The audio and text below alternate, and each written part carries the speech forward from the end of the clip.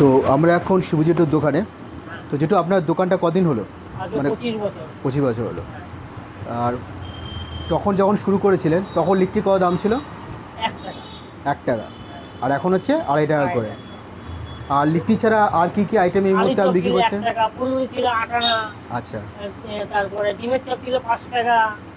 আচ্ছা।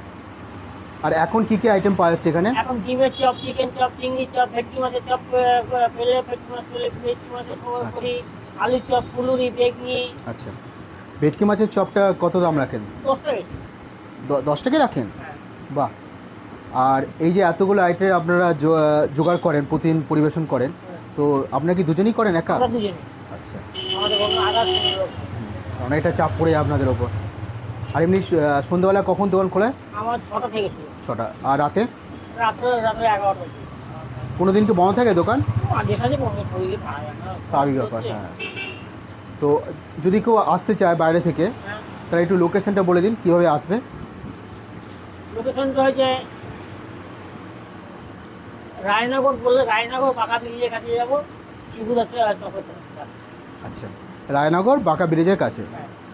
আচ্ছা শিবুদার চাপের দোকান, যে কোনো লোককে দেখালে বললেই দেখি। আচ্ছা আচ্ছা, ঠিক আছে।